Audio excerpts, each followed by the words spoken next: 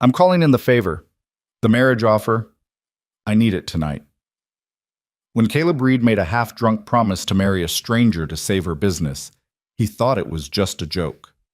But when Lena Whitmore showed up in the rain wearing a wedding dress, soaked to the bone and clutching a champagne bottle like a weapon, he realized some promises don't wait for you to be ready.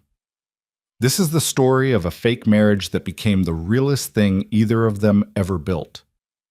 If you're here for drama, betrayal, small-town secrets, and a love that starts with a signature and ends with something worth fighting for, stick around until the end. Hit that like button and drop a comment telling me what city you're watching from. I want to see how far this story travels. Now, let's rewind 3 weeks. The Riverbend Inn sat like a faded postcard at the edge of town, all weathered brick and peeling white trim, perched on a slope overlooking the Cascade foothills. It had been beautiful once, back when Lena Whitmore's grandparents ran it, back when travelers actually stopped in towns like Millbrook instead of blowing past on the interstate. Now it was just her, the ghosts of better decades, and a stack of bills that grew faster than the moss on the north-facing walls. Lena stood in the front parlor, staring at the letter from First Columbia Bank. The words blurred together after the third read, but the message stayed sharp. Failure to meet refinancing requirements by December the 31st will result in foreclosure proceedings. She'd known it was coming. She'd fought it for 2 years, cut staff, deferred maintenance, poured every dollar back into keeping the lights on. But knowing didn't make the reality any softer. The inn was dying, and she was going down with it. "Miss Whitmore?" She turned.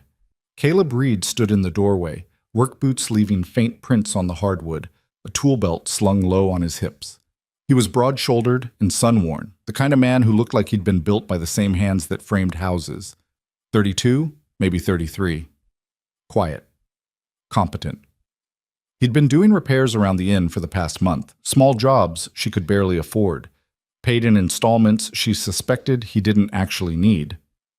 "The heating system in the East Wing is older than my truck," he said, wiping his hands on a rag.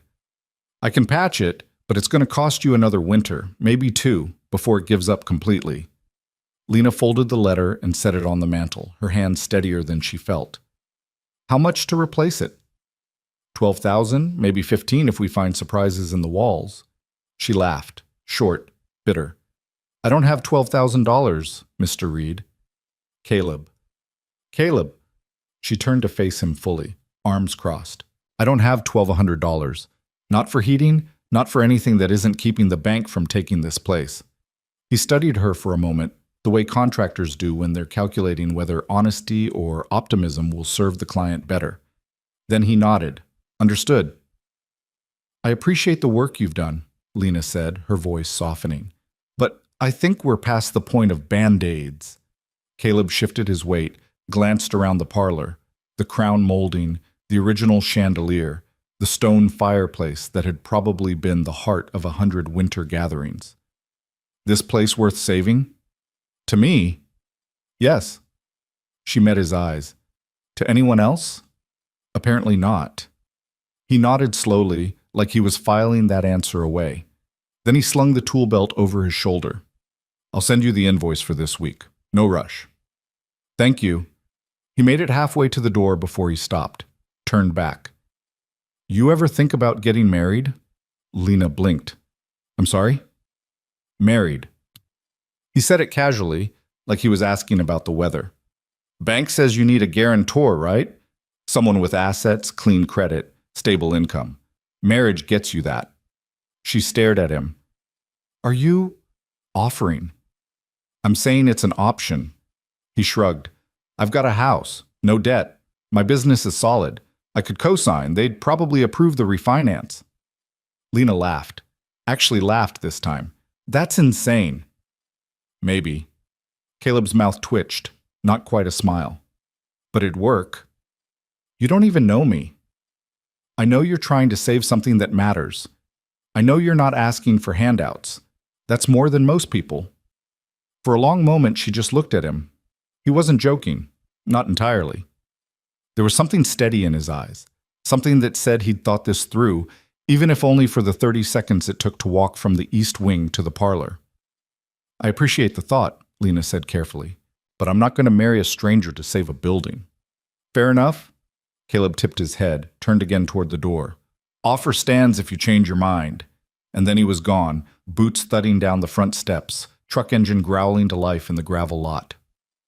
Lena stood alone in the parlor, the bank letter still on the mantel, the heating system still dying in the walls, and a completely unhinged marriage proposal hanging in the air like dust motes in the afternoon light. She didn't think about it again. Not for 3 weeks. Lena had met Marcus Hale at a regional business conference 18 months ago.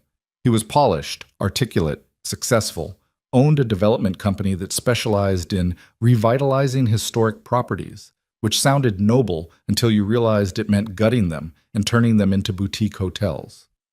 He'd pursued her with the kind of focused charm that felt flattering at first, then necessary, then inevitable. When he proposed, she'd said yes, not because she loved him, not the way love was supposed to feel, but because he offered stability, a partnership, a way forward. The wedding was set for December 20th, a small ceremony at the inn, followed by a reception in the ballroom Lena's grandfather had built by hand. The rehearsal dinner was tonight. Lena stood in the upstairs suite, smoothing the white rehearsal dress she'd chosen. Simple, elegant, nothing like the gown waiting in the closet for tomorrow. Downstairs, she could hear voices. Marcus's colleagues. Her stepbrother Eric, the officiant. Her phone buzzed. Marcus. Running late. Start without me. Be there in 20. She frowned. He'd been running late a lot lately. Meetings that stretched, calls that couldn't wait. She told herself it was wedding stress, business, normal. But tonight, standing alone in a room that smelled like lavender sachets and old wood, she felt something tighten in her chest. She went downstairs. The rehearsal was efficient, mechanical. The officiant walked them through the ceremony beats. Marcus checked his watch twice, and Eric, her stepbrother, her father's son from a second marriage, watched everything with the expression of a man appraising livestock. Afterward, Marcus pulled her aside in the hallway. We need to talk. Lena's stomach dropped. About what? He glanced toward the dining room where guests were gathering for dinner. Not here. Let's go outside. They stepped onto the back terrace where string lights glowed against the December cold. Marcus didn't take her hand. He stood with his arms crossed, jaw tight. I got a call from my attorney this afternoon, he said. Okay? He did some digging. The inn's financials are worse than you told me. Lena stiffened. I told you exactly what the situation was. You said it was manageable. You didn't say you were 30 days from foreclosure. I'm handling it. You're drowning, Lena. His voice wasn't cruel, but it wasn't kind either, and I can't tie my assets to a sinking ship. The words hit like a slap. What are you saying? Marcus exhaled, rubbed his face. I'm saying I think we should postpone, give you time to sort this out. If the inn stabilizes, we can revisit. Revisit. Lena's voice went flat. You want to postpone our wedding because my business is struggling. I want to protect both of us. You want to protect yourself. He didn't deny it. Lena felt something crack open inside her, not heartbreak, but clarity, cold and sharp. You knew about the foreclosure before tonight. Marcus hesitated. Eric mentioned it last week. Eric! She laughed bitterly. Of course he did. He's concerned about you. Eric wants this place shut down so he can sell the land, you know that. Maybe that's not the worst option. Lena stared at him. Get out. Lena, get out of my inn, now. Marcus straightened, his expression hardening. You're making a mistake. No, she said quietly. I almost made one, but I'm fixing it right now. He left without another word. Lena stood on the terrace, the cold biting through her dress, her breath fogging in the December air. Inside, the guests were still eating, laughing, toasting a wedding that was never going to happen. She pulled out her phone, scrolled to a number she'd saved 3 weeks ago, more out of curiosity than intention. Caleb Reed. Her thumb hovered over the screen. This was insane, reckless, desperate. But desperate was all she had left. She typed the message before she could think better of it. Lena, come pick me up. I wore the dress. She hit send. Then she walked back inside, smiled at the guests, and excused herself to the bridal suite. 20 minutes later, she was standing in the rain. Caleb's truck appeared in the driveway at 9:47 p.m., headlights cutting through the downpour. Lena stood under the portico in her rehearsal dress, barefoot, clutching a half-empty bottle of champagne she'd taken from the dining room on her way out. The truck stopped. The driver's door opened. Caleb stepped out, wearing jeans and a flannel shirt, hair damp from the rain. He looked at her, took in the dress, the champagne, the bare feet, and his expression didn't change. "You okay?" he asked. "No." Lena crossed to the truck, yanked open the passenger door, climbed in. The interior smelled like sawdust and coffee. The heater was blasting. Caleb slid back into the driver's seat, closed the door, didn't start the engine, just sat there, waiting. Lena set the champagne bottle between her feet, stared straight ahead. "The wedding's off," she said. "I figured." "The bank's foreclosing in 30 days. "Yeah. And I need that offer you made." Caleb's hands tightened on the steering wheel. "The marriage thing." "Yes." He turned to look at her. "You're serious?" "Completely." For a long moment he didn't speak, just studied her face, searching for something. Doubt, maybe, or a last-second retreat. He didn't find it. "When?" he asked. "Tomorrow, Monday at the latest." "That's fast." "I don't have time for slow." Caleb exhaled, leaned back in his seat. "This isn't a joke anymore." "It was never a joke to me." He nodded slowly. Then he started the truck. "Where do you want to go?" "Away from here." He shifted into gear, pulled out of the driveway. The inn disappeared behind them, swallowed by rain and darkness. They drove in silence for 10 minutes before Lena spoke again. "I need you to understand something," she said quietly. "This isn't about love, or romance, or anything like that. I know. It's a business arrangement, a legal solution to a legal problem. I get it. And if you're expecting anything beyond that, I'm not." Caleb's voice was steady. "I know what this is." Lena looked at him, really looked. He kept his eyes on the road, jaw set, expression unreadable. She didn't know him, didn't know what he wanted or why he'd offered or what kind of man casually proposed marriage to a stranger. But she knew desperation when she felt it, and right now she'd take steady hands over safe choices any day. "Why did you offer?" she asked. Caleb was quiet for a moment. Then, "I've got a daughter, Amelia. She's 7. Lena blinked. "I didn't know you had a kid." "Not a lot of people do. Her mom left when she was 2, just walked out one day, didn't come back." "I'm sorry." He shrugged. "It is what it is. But it taught me something. People need people. Nobody builds anything alone. And sometimes the right thing to do is just show up." Lena swallowed hard. "This isn't showing up, Caleb. This is signing legal documents that tie your life to mine. I know. You could lose everything if this goes sideways. So could you." She didn't have an answer for that. They drove until the rain eased, until the highway lights thinned out, and the road curved into darkness. Caleb finally pulled into a truck stop, parked under the fluorescent glow of the overhead canopy. He turned off the engine. "I need you to be sure about this," he said. "Because once we do it, there's no taking it back. Not easily." Lena met his eyes. "I'm sure." "You don't love me." "No." "You might not even like me." "I don't know you well enough to like you." Caleb smiled faintly. "Fair. But I trust you," Lena added. "I don't know why, but I do." He nodded, looked down at his hands. "Okay." "Okay." "Yeah." He looked back at her. "Let's get married." The Clackamas County Courthouse was a squat concrete building that smelled like floor wax and old paperwork. Lena and Caleb sat in plastic chairs outside the clerk's office, waiting for their number to be called. Lena wore jeans and a sweater. Caleb wore the same flannel from the night before. No flowers, no photographer, no guests. Just 2 strangers about to legally bind their lives together. "You bring the documents?" Caleb asked. Lena pulled a folder from her bag. "Bank statements, tax returns, marriage license application, everything they'll need." He flipped through the pages, nodded. This should work. It has to work. The door opened. A clerk, middle-aged, bored, called their names. They stood. Inside, the officiant was a man in his 60s with reading glasses and a kind smile. He asked them to stand, went through the standard questions. Did they understand the legal obligations of marriage? Were they entering into this union freely? Lena answered yes. Caleb answered yes. The officiant produced the marriage certificate.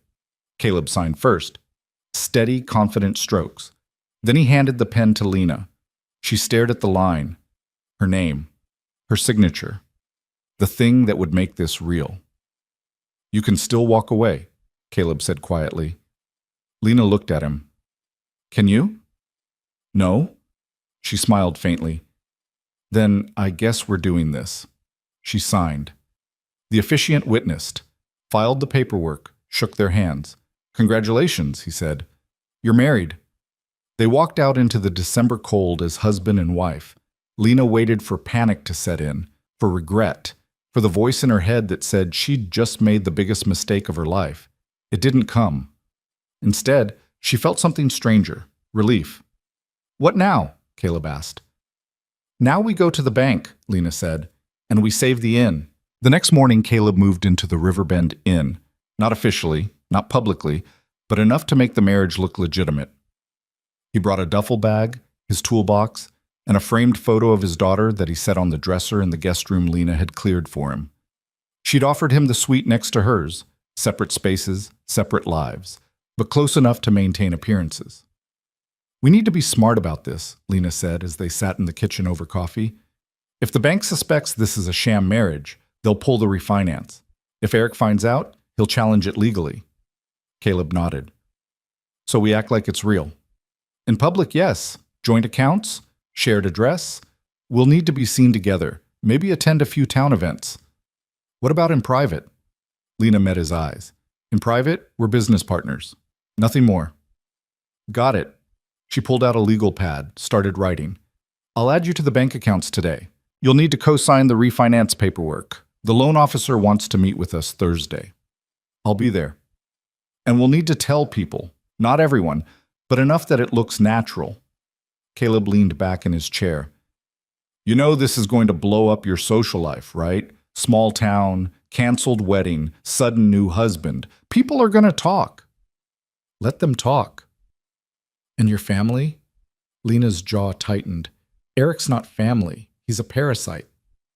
He's still going to come after you. Then we'll deal with it. Caleb studied her for a moment. Then he nodded. Okay. What do you need from me? Fix the inn, Lena said simply. Make it livable again. Show the bank it's worth investing in.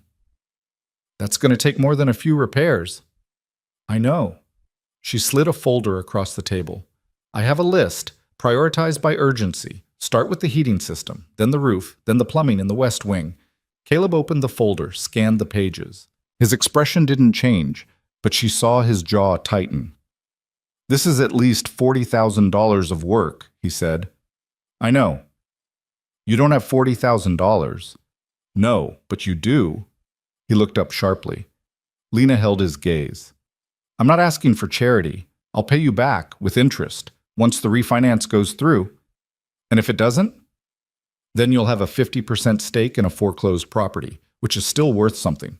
Caleb set the folder down. You're serious? Completely. He was quiet for a long moment. Then he stood, picked up his toolbox. I'll start with the boiler. Lena watched him go, her coffee going cold in her hands. She'd just bet everything on a man she barely knew. And somehow, it felt like the sanest decision she'd made in years. Caleb worked 16-hour days. He tore into the heating system like it had personally offended him, replacing ancient pipes, rewiring thermostats, sealing ducts that had been leaking heat for a decade. He moved through the inn with the quiet efficiency of someone who'd built his life with his hands. No wasted motion, no wasted words. Lena handled the business side. She met with the bank, submitted the refinance application, provided proof of marriage and joint income. The loan officer, a woman named Margaret with sharp eyes and sharper questions, reviewed everything with the skepticism of someone who'd seen too many desperate Hail Marys. This is unusual, Margaret said, tapping the marriage certificate. You were engaged to someone else 3 weeks ago. Things changed, Lena said evenly. Clearly. Margaret's eyes flicked to Caleb, who sat beside Lena in a clean shirt and work boots, his hands still bearing the scrapes of the morning's labor. And you're willing to guarantee this loan, Mr. Reed? Yes, ma'am. You understand the risk? If the inn fails, you're liable for the full amount. I understand. Margaret leaned back in her chair. Why? Caleb didn't hesitate. Because I believe in what she's building. It wasn't a lie, but it wasn't the whole truth either. Margaret studied them both for a long moment. Then she closed the folder. I'll submit this to underwriting. You should have an answer in 2 weeks. Outside, Lena exhaled for what felt like the first time in an hour. That went better than I expected, she said. Caleb nodded. She's suspicious. Of course she is. We got married in a courthouse with no notice and no guests. Then we need to give her a reason to believe it's real. Lena looked at him. What are you suggesting? Dinner, Caleb said. Somewhere public. Somewhere people will see us. The Millbrook Tavern was the kind of place where everyone knew everyone, and gossip traveled faster than the Wi-Fi. When Caleb and Lena walked in Friday night, the conversation didn't stop, but it shifted. Eyes tracked them to a corner booth. Whispers rippled through the room. Lena ignored it. She'd expected this. They ordered burgers and beer. Caleb ate like someone who'd forgotten lunch. Lena picked at her fries, hyper-aware of the stares. Relax, Caleb said quietly. I am relaxed. You're sitting like you're about to be interrogated. She forced her shoulders down. This feels ridiculous. It's working. Half the town's watching us right now. That's the problem. Caleb reached across the table, took her hand. The gesture was so sudden, so natural, that Lena almost pulled away. What are you doing? She whispered. Selling it, he murmured. Then louder.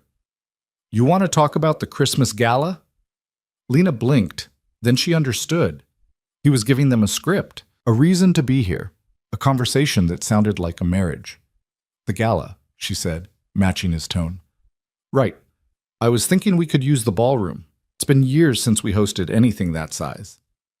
You have the permits? Not yet, but I'll get them. They talked for an hour, about the inn, about plans, about small, normal things that made them look like a couple building a life together. And slowly, Lena realized something unsettling. It didn't feel like an act. When they left, Caleb opened the truck door for her, a small gesture, unnecessary. Thank you, Lena said as they drove home. For what? For playing the part. Caleb glanced at her. Who says I'm playing? She didn't know how to answer that. The call came on a Tuesday. Lena was in the office, reviewing contractor bids, when her phone rang. The number was unfamiliar, but the voice wasn't. Lena, it's Eric. She closed her eyes. What do you want? I heard you got married. Congratulations. Thank you. Funny thing, though, nobody saw it coming, not even Marcus. Marcus and I broke up. You know that. I do. What I don't know is why you'd marry a contractor you barely know 2 days later. Lena's grip tightened on the phone. That's none of your business. It is if you're using a fake marriage to defraud the bank. Her blood went cold. Excuse me? Come on, Lena. You think I'm stupid? You were 30 days from foreclosure. Suddenly you're married to a guy with clean credit and a construction business. It's convenient. It's legal. Is it? Eric's voice sharpened. Because if I find out you're running a scam, I'll make sure the bank knows. And then you won't just lose the inn. You'll lose everything. The line went dead. Lena sat in the silence, her heart pounding. He knew, or he suspected, and if he pushed, if he dug deep enough, he'd find cracks in the story. Dates that didn't line up, a marriage that happened too fast, a relationship that didn't exist 3 weeks ago. She needed to tell Caleb. She found him in the basement, elbow deep in the furnace. He looked up when she descended the stairs, saw her face, and immediately set down his wrench. What happened? Eric called. Caleb's expression darkened. What'd he say? He thinks the marriage is fake. He's threatening to report us to the bank. Can he prove it? I don't know, maybe, if he looks hard enough. Caleb wiped his hands on a rag, thinking. Then we make sure he can't. How? We stop acting like it's fake. Lena stared at him. What does that mean? It means we commit, fully, joint accounts, shared insurance. I move into your room if that's what it takes. Caleb, I'm not saying we have to. He stopped, searching for words. I'm saying we make this look so real that even Eric can't find a crack. We live together. We act like a married couple. We give him nothing to work with. Lena's chest tightened. That's a lot to ask. You already asked it when you married me. She didn't have an answer for that. Caleb stepped closer. I'm not backing out, Lena. I signed that certificate knowing exactly what I was getting into. But if we're going to do this, we do it right. No half measures. She looked up at him. This man she'd known for a month, who'd walked into her life with a tool belt and a careless offer that became a lifeline. Okay, she said quietly. We do it right. Caleb nodded. Then we start tonight. That evening, Caleb moved his things into Lena's suite. Not into her bedroom, but into the sitting room attached to it. Close enough to share space. Close enough to make it believable. They set up boundaries, separate sleeping areas, shared mornings, dinner together when possible. It felt strange at first, like playing house with a stranger, but as the days passed, it started to feel less like pretending and more like something else. Caleb fixed breakfast while Lena handled emails. She made coffee the way he liked it without asking. He learned which floors creaked so he wouldn't wake her when he worked late. Small things, domestic things, things that built a rhythm. One night, as they sat by the fireplace reviewing contractor quotes, Lena looked up and found Caleb watching her. What? She asked. Nothing. He looked back at the papers. Just thinking. About what? About how this isn't as hard as I thought it'd be. Lena's heart did something complicated. What did you think it'd be? Awkward, tense. He shrugged. It's not. No, she admitted. It's not. They sat in silence, the fire crackling between them. And Lena realized with a strange mix of fear and relief that she was starting to trust him. Not just with the inn, with everything. The first payment from the refinance came through on a gray morning in mid-December, deposited into the joint account Lena and Caleb had opened the week before. Lena stared at the number on her phone screen, hardly believing it was real. $60,000. Enough to clear the most urgent debts, pay contractors, keep the inn running through winter. Enough to breathe. She found Caleb in the West Wing, replacing rotted window frames. He'd been at it since dawn, his breath fogging in the cold air that leaked through gaps he was methodically sealing. It came through, she said. He looked up, saw her face, and set down his drill. The loan? Yes. She held up her phone. We're solvent. For now. Caleb's shoulders dropped an inch, tension releasing. Good. Good? Lena laughed, the sound edged with something close to hysteria. Caleb, we just pulled off the impossible. We convinced a bank to refinance a failing inn based on a marriage that's barely 3 weeks old. 2 weeks, 5 days, he corrected. But who's counting? She shook her head, smiling despite herself. You're counting. Somebody has to. He crossed to her, stopped close enough that she could see the sawdust in his hair, the fatigue around his eyes. He'd been working himself into the ground. For her. For this place. What's the first thing you're paying? Lena pulled out her phone, scrolled through the list she'd made at 3 in the morning when sleep wouldn't come. Property taxes, then the utility arrears, then I'm putting $20,000 into escrow for the contractors. What about the roof? That's in the $20,000. And the plumbing? Also in the $20,000. Caleb frowned. That's not enough. The roof alone is going to run $15,000 and the plumbing, I know. Lena cut him off gently. But it's what we have. We'll prioritize. Do the critical repairs now, defer the rest until spring. He didn't argue, but she could see the calculation happening behind his eyes. The mental tally of everything that needed fixing, everything that was still broken, everything that could fail if they pushed their luck too far. I'll stretch the budget as far as I can, he said finally. I know you will. They stood in the half-finished room, surrounded by new lumber and old plaster, the inn's bones slowly being rebuilt around them. Outside, the December rain had started again, tapping against the windows Caleb had just installed. We should celebrate, Lena said suddenly. Caleb raised an eyebrow. Celebrate? We just saved the inn. That deserves more than standing in a construction zone. What did you have in mind? Dinner? Somewhere nice? My treat. He smiled faintly. You're buying me dinner with loan money? Technically, it's our loan money. We're married, remember? The word hung in the air between them, familiar and strange all at once. Yeah, Caleb said quietly. I remember. That night, they drove to a restaurant in the next town over, a place with white tablecloths and wine lists and the kind of quiet elegance Lena hadn't experienced in months. She wore a dress she'd forgotten she owned, dark blue and simple. Caleb wore slacks and a button-down that looked like it had been ironed with great reluctance. You clean up nice, Lena said as they were seated. So do you. The waiter brought menus, poured water, disappeared. Lena realized she couldn't remember the last time she'd sat across from someone at a table like this without feeling like she had to perform. With Marcus, dinners had been strategy sessions. With her father, before he died, they'd been obligation. But with Caleb, it was just dinner. Tell me about your daughter, she said. Caleb looked up from his menu, surprised. Amelia? You've mentioned her a few times, but I don't know much about her. He set the menu down, his expression softening in a way she hadn't seen before. She's 7, smart as hell, obsessed with dinosaurs and anything that involves mud.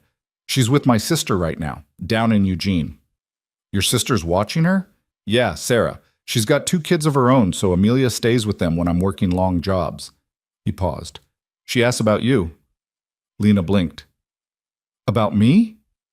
I told her I got married, figured it was better she heard it from me than from some kid at school whose parents are gossips. What did you tell her? That I met someone, that we're helping each other, that she'd like you. Lena's chest tightened. You don't know that.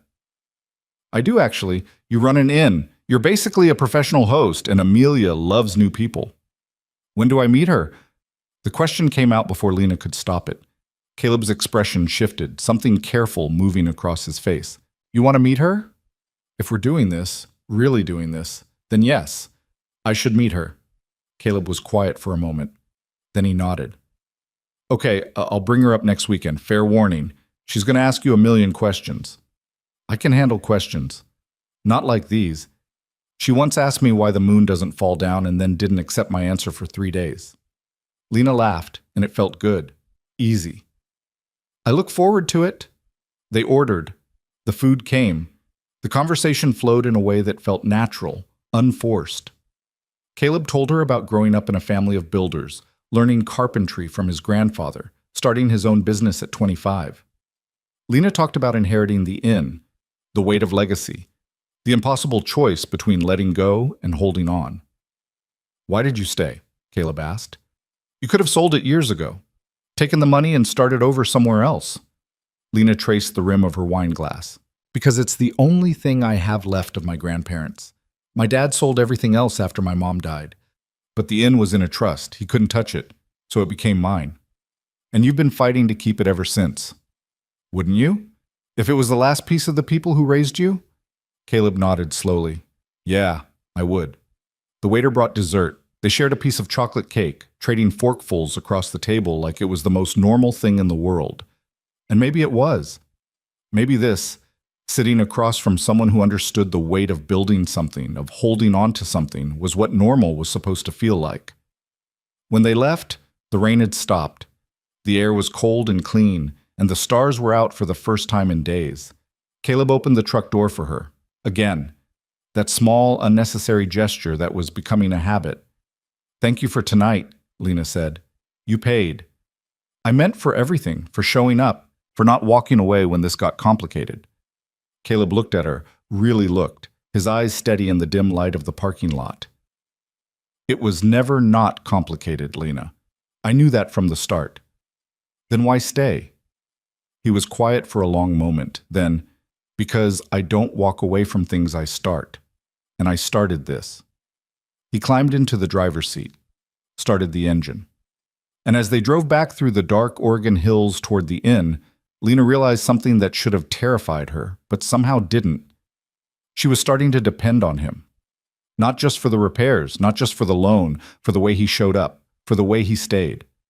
The Christmas gala had been Lena's idea, conceived in a moment of either brilliance or insanity at 2 in the morning when the loan approval was still uncertain. The inn needed visibility. It needed proof that it was more than a dying relic. It needed a story people could believe in. A gala would do that, a party, a celebration, a reason for the town to see the Riverbend Inn as something worth saving. "You want to throw a party?" Caleb had said when she'd pitched it over breakfast. "With what money?" "The gala will pay for itself. We charge for tickets. Local businesses sponsor. We turn it into an annual event. And if nobody comes, they'll come. People love Christmas. They love nostalgia. And they love a comeback story."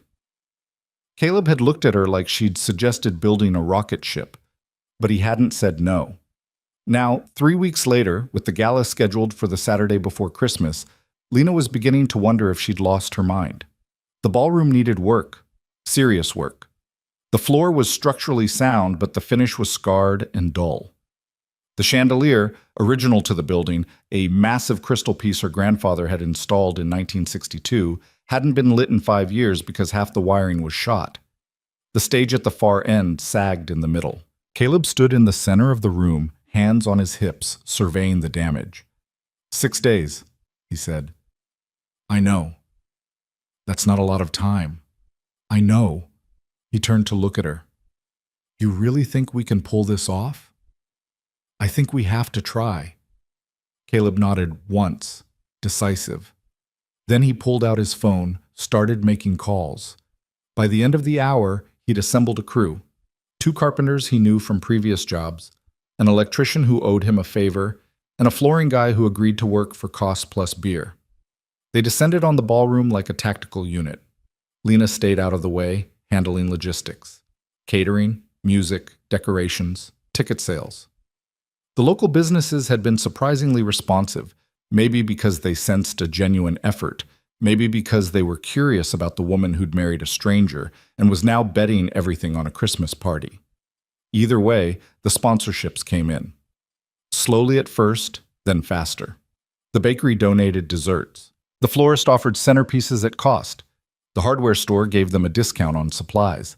By Wednesday, they'd sold 120 tickets. By Friday, they were at 200. The ballroom was coming together. The floor gleamed, refinished in 48 hours of round-the-clock work. The chandelier blazed to life Thursday night, every crystal catching the light like captured stars. The stage had been reinforced, draped in evergreen garlands and white lights. It looked like something out of a memory, like the inn used to be. Lena stood in the doorway Friday evening, watching Caleb make final adjustments to the sound system. He'd been awake for most of the past 72 hours, running on coffee and sheer stubbornness. "Go to bed," she said. He looked up. "Almost done." "Caleb, you're dead on your feet." "I'm fine." "You're not fine, and tomorrow's going to be insane. You need sleep." He opened his mouth to argue, then seemed to think better of it. "Yeah, okay." They walked upstairs together, footsteps echoing in the quiet inn. At the door to their suite, Caleb paused. "It's going to work," he said. "The gala. People are going to show up, and they're going to see what you've built here." Lena felt something warm unfold in her chest. "We've built." "Yeah," he said softly. "We have." He went to his room. Lena went to hers. But she lay awake for a long time, staring at the ceiling, thinking about the man on the other side of the wall who'd walked into her life with a tool belt and a half-serious offer, and somehow become the reason she still believed in impossible things. The morning of the gala, Lena's phone rang at 7:30. She answered without looking at the caller ID, expecting a vendor with a last-minute question. "Lena Whitmore?" Not a vendor. A man's voice. Unfamiliar. Formal. "Speaking." "This is David Chen from Cascade Insurance. I'm calling regarding your event liability coverage for this evening." Lena sat up. "Is there a problem?" "I'm afraid so. We've received information that calls into question the validity of your policy. I'm going to need you to come in and verify some details before we can provide coverage for tonight's event." Her blood went cold. "What kind of information?" I can't discuss it over the phone. Can you be here by 9? The event starts at 6. I need that coverage. Then I suggest you come in as soon as possible. The line went dead. Lena sat in bed, her heart pounding. This wasn't an accident. This was Eric. It had to be. He'd gone after the bank, and when that hadn't worked, he'd gone after the insurance. She found Caleb in the kitchen, pouring coffee. He took one look at her face and set down the pot. What happened? She told him about the call, the insurance, the deadline that was now 8 hours away. Caleb's jaw tightened. He's trying to shut you down. And if we don't have coverage, we can't host the event. The venue contract requires it. If we cancel now, we'll have to refund every ticket. We'll lose everything we've put into this. So we don't cancel. Caleb, we go to the insurance office. We bring every document we have, marriage certificate, bank statements, loan approval, everything, and we make them reinstate the coverage. And if they won't, then we find another carrier. There's 8 hours. That's enough time. It wasn't, but Lena appreciated the lie. They were at the insurance office by 8:45. David Chen was a thin man in his 50s with wire-rimmed glasses and the expression of someone who'd rather be anywhere else. He led them into a conference room, spread documents across the table. "We've received a complaint alleging that your marriage is fraudulent," he said without preamble. "The complaint suggests you entered into the marriage solely to obtain financial benefits, including this insurance policy." "Who filed the complaint?" Lena asked, though she already knew. "I can't disclose that." "Was it Eric Whitmore?" Chen's silence was answer enough. Caleb leaned forward. "We're legally married. We've provided all required documentation. What exactly is the issue?" "The issue is that marriage fraud is a serious matter, and if your marriage is found to be illegitimate, any policies issued under that marriage are void. So you're canceling our coverage based on an unsubstantiated accusation," Lena said. "We're suspending coverage pending investigation." "The event is tonight. We can't wait for an investigation." Chen spread his hands. "Then I suggest you postpone the event." Caleb stood abruptly. "You've got no legal basis for this. We've met every requirement. We're married under Oregon law. You can't suspend coverage because someone made a phone call. We can suspend coverage if we have reason to believe fraud has occurred." "What reason? What actual evidence do you have?" Chen hesitated. Then he pulled out a printed email, slid it across the table. Lena read it, felt her stomach drop. The email was from Eric, detailed, specific.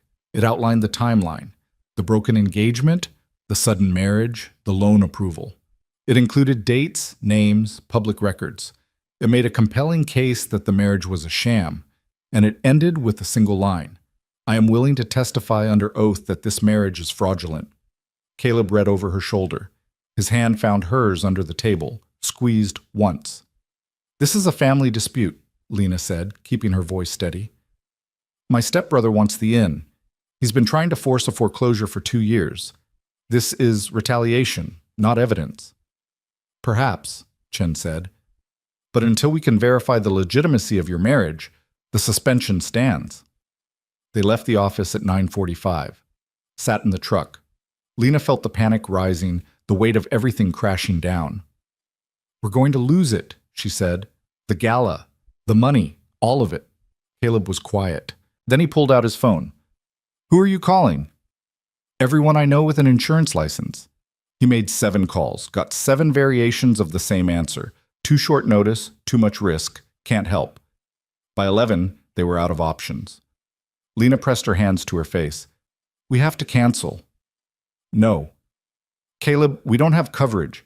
If something happens, if someone gets hurt, if there's property damage, we'll be personally liable. We could lose everything." "We're already losing everything if we cancel." "At least we'd have a chance to recover." He turned to face her. "You want to give Eric the win? You want to prove him right?" "I want to survive this." "Then we fight. We go back to the inn, we prepare for the gala, and we make this the best damn event this town has seen in 20 years. Without insurance." "Without insurance." Lena stared at him. "You're insane." "Maybe, but I didn't sign up for easy. I signed up for you." The words hit her like a physical thing. She'd been holding herself together through sheer force of will, but something in his voice, the certainty, the commitment, cracked her open. "Why are you doing this?" she whispered. "Because you deserve it. Because this place deserves it. And because I'm not walking away." She kissed him. She didn't plan it, didn't think about it. She just leaned across the console and kissed him, her hands finding his face, his stubble rough against her palms. Caleb froze for half a second. Then he kissed her back, his hand sliding into her hair, anchoring her close. It wasn't careful. It wasn't tentative. It was weeks of tension and trust and something neither of them had named breaking open all at once. When they pulled apart, Lena was breathing hard. "Sorry," she said. "I shouldn't have—" "Don't apologize." She met his eyes, saw heat there, and something deeper. "We should go," Caleb said, his voice rough. "We've got a gala to save." They drove back to the inn in silence, but it wasn't the uncomfortable kind. It was charged, electric, the air between them humming with everything unsaid. At the inn, the caterers were already arriving. The band was setting up. Volunteers were hanging decorations, arranging tables, transforming the ballroom into something magical. Lena threw herself into final preparations. Caleb disappeared into the basement, checking systems, making sure nothing would fail when 200 people descended on the building. At 4 o'clock, Lena went upstairs to change. She'd bought a dress for tonight, deep green, elegant, the kind of thing her grandmother would have worn to host parties in this very ballroom. She was zipping it up when someone knocked. "Come in." Caleb opened the door, stopped. He'd changed too. Dark suit, white shirt, no tie. He looked like someone who'd stepped out of an old photograph, sharp and solid and entirely present. "Wow," he said. Lena felt her cheeks warm. "It's not too much?" "It's perfect." She turned away, fussing with her hair in the mirror. "The guests will start arriving in an hour. We should do a final walkthrough." "Lena." Something in his voice made her stop, turn. He crossed the room, stopped close enough that she could smell sawdust and soap and something distinctly him. "About earlier," he said, "in the truck. We don't have to talk about it." "Yeah, we do." He took a breath. "I know this started as a business arrangement. I know we both went into it with our eyes open, but somewhere along the way it stopped being just that. For me, anyway." Lena's heart was pounding. "Caleb, you don't have to say anything. I just needed you to know. Whatever happens tonight, whatever comes after. I'm not pretending anymore." She looked up at him. This man who'd walked into her life like a storm, quiet and devastating and utterly impossible to ignore. "Neither am I," she said. His smile was slow, genuine. "Good." The first guests arrived at 6:15. By 6:30, the ballroom was half full. By 7, it was packed. Lena moved through the crowd, greeting people, accepting congratulations, playing the role of hostess with a grace she'd learned from her grandmother. Caleb stayed close, his hand on the small of her back, a steady presence in the chaos. The band played. The food circulated. The champagne flowed. And for 3 perfect hours, the Riverbend Inn was alive again. At 9 o'clock, Lena stepped onto the stage to give a speech. She thanked the sponsors, the volunteers, the guests who'd believed in this place enough to show up. And then she looked at Caleb, standing at the edge of the crowd, watching her with something in his eyes that made her chest ache. "This inn has been my family's legacy for 60 years, she said, "but it's taken more than legacy to save it. It's taken partnership, trust, and someone willing to bet on impossible things." She paused. "I'm grateful to everyone here, but I'm especially grateful to my husband, who showed me that sometimes the best foundations are the ones we build together." The applause was thunderous, and in the back of the room she saw Eric. He was standing near the exit, his face tight with fury. He'd come. She didn't know why, to watch her fail maybe, to gloat. But she wasn't failing. She was succeeding, publicly, undeniably. Their eyes met across the room, and then he left. The gala ended at 11. The last guest trickled out, full of praise and promises to return. The band packed up, the caterers cleared tables. And finally, it was just Lena and Caleb standing in the empty ballroom, surrounded by the evidence of what they'd built. "We did it," Lena said. Caleb pulled her close. "You did it." "No, we did." She rested her head against his chest, listening to his heartbeat, steady and sure. Outside, The December rain started again. But inside the Riverbend Inn, everything was warm and bright and finally, safe. The morning after the gala, Lena woke to sunlight streaming through the bedroom window and the smell of coffee drifting up from the kitchen. For the first time in months, she didn't wake with her stomach in knots. The inn was still standing. The gala had been a success. And somehow, impossibly, she'd kissed Caleb Reed in his truck, and he'd kissed her back like it meant something. She found him downstairs, still in his dress shirt from the night before, the sleeves rolled up, standing at the stove, flipping pancakes. He looked up when she entered, and something passed between them. A recognition of the line they'd crossed, the pretense they'd finally dropped. "Morning," he said. "Morning." Lena slid onto a bar stool, watched him work. "You didn't have to cook." "I was awake. Figured I'd make myself useful." "You're always useful." He smiled at that, plated the pancakes, set them in front of her. They ate in comfortable silence, the kind that felt earned rather than awkward. Outside, the rain had stopped, leaving the world washed clean and bright. "We need to talk about Eric," Caleb said finally. Lena's appetite faded. "I know. He's not going to stop. Last night proved that. He showed up to watch you fail, and when you didn't, he left looking like someone had slapped him." "So what do we do?" Caleb set down his fork. "We go on offense. We stop reacting to his moves and start making our own." "What does that mean?" "It means we prove the marriage is real, not just on paper, not just for the bank. We prove it in a way he can't challenge." Lena's pulse quickened. "How?" "We live like a married couple. Completely. No separate rooms, no boundaries. We give him nothing to work with." She'd known this was coming, had felt it building since that kiss in the truck, but hearing him say it out loud made it real in a way that was both terrifying and exhilarating. "Caleb, that's a lot. I know.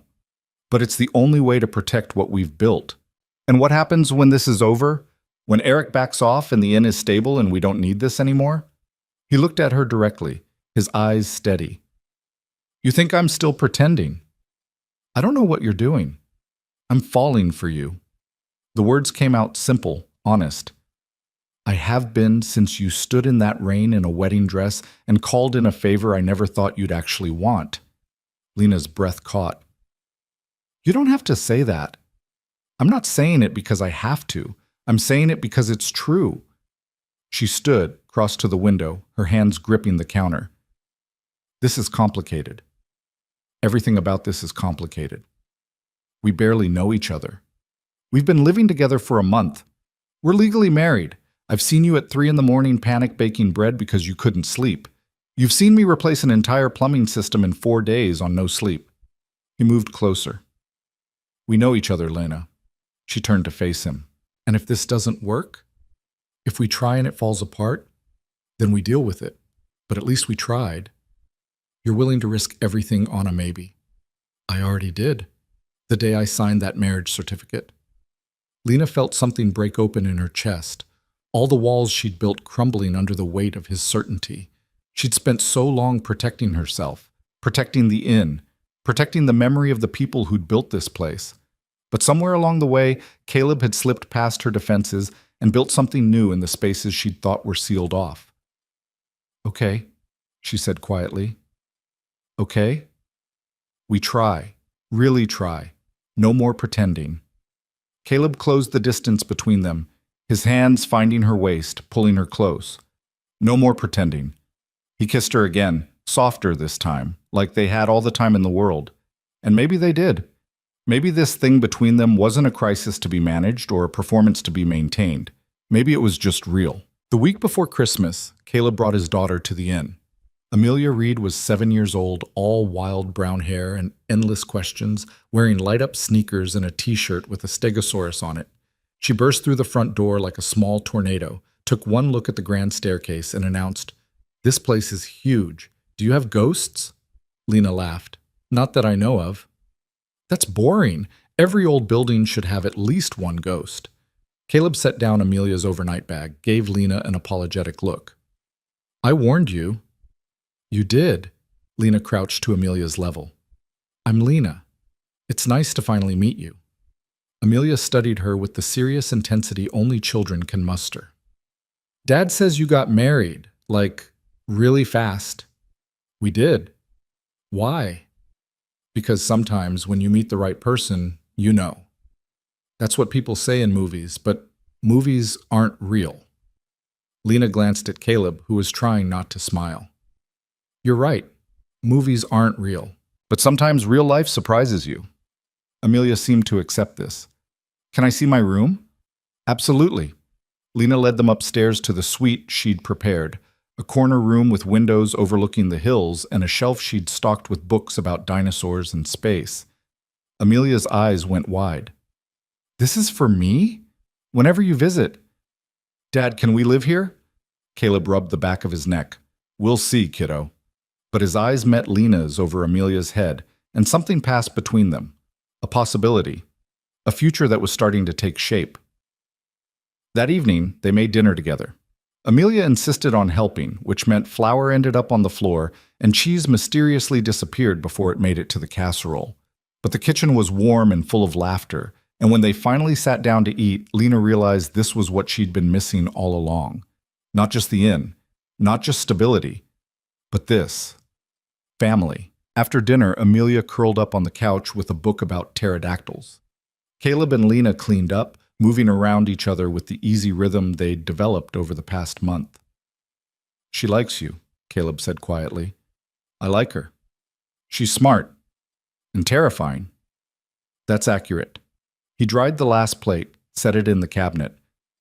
I was worried about this. Bringing her here. Making this real for her. And now? Now I think I should have done it sooner. Lena leaned against the counter, watching Amelia through the doorway. What happens when school starts again, when she goes back to your sisters? I've been thinking about that. Sarah's great, but Amelia should be with me. Here, if that's okay with you. Of course it's okay. This is your home now. Is it? The question was gentle, probing. Or are we still figuring that out? Lena turned to face him fully. I want it to be. Your home. Amelia's home. All of it. Caleb's expression softened. Yeah? Yeah. He kissed her, slow and deliberate, his hand cradling her face like she was something precious. When they pulled apart, Amelia was standing in the doorway, book in hand, watching them with an expression of deep satisfaction. I knew it, she said. Caleb raised an eyebrow. Knew what? That you like each other. Adults think kids don't notice, but we totally do. Lena bit back a smile. You're very observant. I know, Dad says it's my superpower. Amelia climbed onto the couch. Are you going to kiss all the time now? Because that's going to be weird. We'll try to control ourselves, Caleb said solemnly. Good. Can we watch a movie? They piled onto the couch, Amelia wedged between them, and put on an animated film about dragons. Halfway through, Amelia fell asleep, her head on Caleb's shoulder, her feet in Lena's lap. Caleb looked down at his daughter, then at Lena. This is good, he said quietly. It is. I don't want to mess it up. Then we won't. But even as she said it, Lena felt the weight of everything unsaid. The marriage that had started as a business transaction. The feelings that had grown faster than either of them had planned. The danger that Eric still posed, lurking just outside the warmth they'd built. She pushed the thoughts away. Tonight, they were just a family watching a movie. Tomorrow could wait. The email arrived 3 days before Christmas. Lena was in the office reviewing bookings for the new year when her phone buzzed. The subject line made her stomach drop. R.E. Riverbend Inn Ownership Challenge. She opened it with shaking hands. The message was from a law firm in Portland. Formal, clinical. It outlined Eric's legal challenge to her ownership of the inn, citing a clause in their father's will that neither of them had paid attention to in years. If Lena's marriage was found to be fraudulent, Eric could petition for joint ownership based on shared inheritance rights. And he was petitioning. The hearing was scheduled for January 5th. Lena read the email 3 times, each pass making the reality sharper, more undeniable. Eric wasn't just trying to sabotage her anymore. He was trying to take the inn outright. She found Caleb in the West Wing, installing new trim around the windows. He took one look at her face and set down his tools. What happened? She handed him her phone. He read in silence, his jaw tightening with each line. When he finished, he looked up. He's claiming the marriage is fraud. And if he proves it, he gets half the in. Can he prove it? I don't know. Maybe. We got married fast. The timeline looks suspicious. And he'll dig up everything, bank records, witness statements, anything that suggests this wasn't real. Caleb handed back the phone.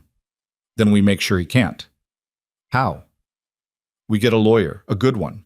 And we fight this with everything we've got. Lena sank onto a stack of lumber, her head in her hands. I'm so tired of fighting. Caleb crouched in front of her, his hands on her knees. I know.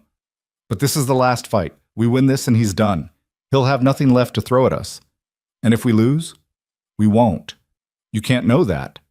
No, but I can choose to believe it. And I'm choosing to believe we're going to walk into that courtroom and prove that this marriage is the realest thing either of us has ever done. Lena looked at him, this man who'd become her husband, her partner, the person she trusted more than anyone. When did you get so optimistic? When I married you. She laughed despite herself, the sound watery and exhausted. We need a lawyer. I know someone. Jennifer Park. She handled my divorce. She's sharp, doesn't take crap from anyone, and she owes me a favor. What kind of favor? I built her a deck. Really nice deck. She said if I ever needed legal help, she'd make it worth my while. You traded carpentry for legal representation? Apparently. Lena shook her head. You're ridiculous, but effective. He called Jennifer that afternoon. She agreed to meet them the day after Christmas. Christmas Eve arrived with fresh snow, rare for the valley, but perfect for the small gathering Lena had planned. She'd invited a handful of regulars from the gala, people who'd become friends over the past month, and Caleb's sister Sarah drove up from Eugene with her family. The inn glowed with lights. The tree in the parlor was absurdly large, decorated by Amelia with an enthusiasm that prioritized quantity over aesthetics. The kitchen smelled like cinnamon and pine, and the roast Lena had been preparing since dawn. It felt like a home. Sarah Reed was warm and sharp-eyed, the kind of woman who saw through pretense in seconds. She cornered Lena in the kitchen while Caleb was outside with the kids. So, Sarah said, pouring herself a glass of wine, you're the woman who married my brother in a courthouse with no warning. Lena tensed. That's me. Good. Good? Sarah leaned against the counter. Caleb's a good man, best I know, but he's been carrying the world on his shoulders since Amelia's mom left. He needed someone who could handle their own weight. I'm not sure I'm handling anything right now. You're still standing. That counts. Sarah took a sip of wine. He talks about you like you're magic. He talks about me? All the time. Lena fixed the books. Lena planned the gala. Lena convinced the bank. It's adorable and slightly annoying. Lena felt her cheeks warm. He's done just as much. I know, that's why this works. Sarah set down her glass. Look, I don't know how this started or why you two moved so fast, and honestly, I don't care. What I care about is that my brother is happy for the first time in 5 years, and my niece has someone in her life who actually shows up, so whatever this is, I'm on your side. Lena felt something loosen in her chest. Thank you. Don't thank me yet. If you hurt him, I know where you live. Noted. They clinked glasses, and in that moment, Lena realized she wasn't just gaining a husband. She was gaining a family. Dinner was chaotic and perfect. The kids ran wild between courses. The adults traded stories and wine and the kind of easy laughter that comes from people who genuinely like each other. Caleb sat beside Lena, his hand finding hers under the table, his thumb tracing circles on her palm. After dessert, they gathered around the tree. Amelia insisted on handing out presents with the gravity of a diplomat distributing treaties. Lena had bought small gifts for everyone, nothing extravagant but thoughtful. Books for the kids, a bottle of good scotch for Sarah's husband, a set of carving tools for Caleb. When he opened them, his expression went soft. How did you know I needed these? I pay attention. Yeah, you do. He handed her a small wrapped box. Inside was a delicate silver bracelet engraved with coordinates. What are these? She asked. The inn's location, so you can carry it with you. Lena felt her throat tighten.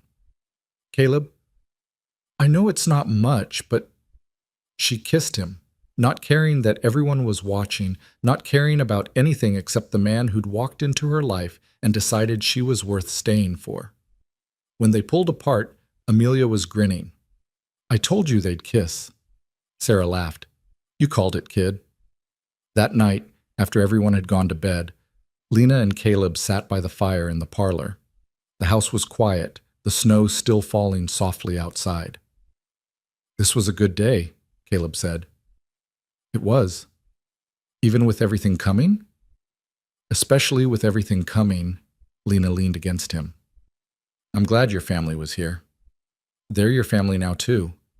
The words settled over her, warm and certain. Yeah, they are.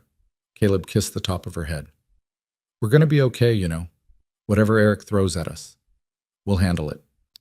How are you so sure? Because I've seen what we can build when we work together, and it's pretty damn unbreakable. Lena closed her eyes, let herself believe it. Let herself believe that this thing they'd created, this marriage, this partnership, this love that had grown in the cracks of a desperate gamble, was strong enough to survive whatever came next. The meeting with Jennifer Park happened in a coffee shop in Portland, neutral territory away from the inn and the weight of what they were fighting for. Jennifer was in her 40s, sharp-suited and sharper-eyed, with the kind of presence that made you sit up straighter. She read through Eric's petition with the focused intensity of a surgeon examining an X-ray. When she finished, she set the papers down and looked at them both. This is going to be ugly, she said. We figured, Caleb replied. Eric's argument is straightforward. You got married suddenly, with clear financial motivation shortly after ending another engagement. He's going to paint this as a fraudulent marriage designed to manipulate bank requirements and secure property rights. Lena's stomach churned. Can he win? Depends. How real is the marriage? It's real, Caleb said without hesitation. Jennifer's gaze sharpened. Is it? Because a judge is going to look at timelines, financial records, living arrangements. They're going to ask when the relationship became romantic versus transactional. And if there's any doubt, any suggestion that this was purely a business arrangement, Eric wins. Lena glanced at Caleb. They'd crossed the line from business to real, but when? Could they prove it? Would a judge believe them? We're in love, Lena said, the words feeling both true and terrifying. That has to count for something. It does, but you'll need to prove it. Witnesses who can testify to the relationship, evidence of cohabitation, shared finances, emotional investment. Jennifer pulled out a legal pad. I'm going to ask you some questions, and I need you to be completely honest, because if I don't know the truth, I can't protect you from it in court. The questions came fast and thorough. When did you meet? When did the relationship become romantic? Have you shared a bedroom? Do you have joint accounts? Who knows about the marriage? What will your witnesses say? Lena and Caleb answered as honestly as they could, but the truth was messy. They'd shared a suite, but not a bedroom until recently. They'd opened joint accounts, but only after the marriage. Most of their relationship had happened in private, away from the witnesses who could validate it. Jennifer made notes, her expression unreadable. When they finished, she sat back. Here's the reality. This case is winnable, but it's going to require you to be vulnerable in ways that are deeply uncomfortable. You'll be asked intimate questions about your relationship. Your private life will become public record. And if Eric's lawyer is good, and based on this petition, they are, they're going to try to break you down on the stand. So what do? Caleb asked. We prepare. We gather every piece of evidence that supports the legitimacy of this marriage. Photos, texts, witness statements. We build a narrative that shows this wasn't a transaction. It was a relationship that happened to solve a problem. But it was a transaction, Lena said quietly. At first. But it's not anymore, is it? Lena looked at Caleb. His hand found hers, steady and sure. No, she said. It's not. Jennifer nodded. Then that's the story we tell. A marriage that started unconventionally but became real. It's not a fairy tale, but it's honest, and honest wins cases. They left the coffee shop with a strategy and a timeline. Jennifer would file their response, start gathering evidence, prepare them for depositions. The hearing was 3 weeks away. 3 weeks to prove that what they'd built was worth protecting. In the truck on the way home, Caleb broke the silence. You okay? I don't know. Are you? I'm pissed. Eric's trying to take everything we've worked for and twist it into something ugly. Maybe it was ugly at the start. Caleb pulled over to the side of the road, turned to face her. It wasn't ugly, it was desperate. And desperate isn't the same as dishonest. But we did get married for the loan. We got married because you needed help and I wanted to help.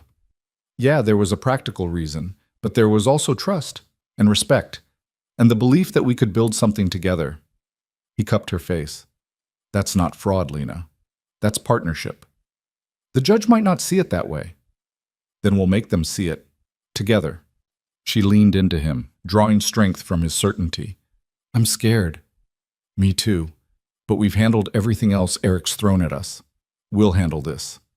They drove the rest of the way in silence, but it wasn't empty. It was full of everything they'd built, everything they stood to lose, and the quiet determination to fight for it with everything they had. Back at the inn, Amelia was waiting on the porch, bundled in her winter coat. Did you win? She asked. Caleb climbed out of the truck. Not yet, kiddo, but we're working on it. You'll win. You always figure things out. The simple faith in her voice made Lena's chest ache. This wasn't just about the inn anymore. It was about the family they'd become, the life they were building, the future that hung in the balance of a legal decision neither of them could fully control. That night, as they lay in bed, the same bed now, the boundaries finally gone, Lena turned to Caleb in the darkness. What if we lose? We won't. But what if we do? What if the judge rules against us and Eric gets the inn? Caleb was quiet for a moment. Then we start over. We find another property. We build something new. Just like that? Just like that. Because the inn isn't what matters most anymore. He pulled her closer. You are. This is. And nobody can take that from us. Lena closed her eyes, let his words settle into her bones. He was right. The inn had been her anchor, her purpose, the thing she'd fought to save. But somewhere along the way, it had stopped being the only thing worth fighting for. Now she had Caleb and Amelia, and a marriage that had started as a gamble and become the most certain thing in her life. And that, she realized, was worth everything. The depositions began the first week of January, held in a sterile conference room in downtown Portland that smelled like recycled air and old carpet. Eric's lawyer was a woman named Charlotte Vance, mid-50s, with steel gray hair and the predatory efficiency of someone who'd made a career out of dismantling people's stories. Lena went first. Charlotte started gently, establishing timeline and facts. When did you meet Caleb Reed? What was the nature of your initial relationship? When did you become engaged to Marcus Hale? Then the questions got sharper. Isn't it true that you were facing foreclosure on December 31st? Yes. And isn't it true that the bank required a married guarantor to approve your refinance? Yes. And you married Mr. Reed on December 2nd, exactly 4 weeks before that deadline. Lena kept her voice steady. Yes. Charlotte smiled thinly. Convenient timing. Jennifer leaned forward. Is there a question, counselor? Just an observation. Charlotte flipped through her notes. Miss Whitmore, did you love Caleb Reed when you married him? Lena felt the room tilt. It was the question she'd known was coming, the one she'd rehearsed a dozen times with Jennifer. But sitting here, under Charlotte's clinical gaze, the truth felt both too simple and impossibly complicated.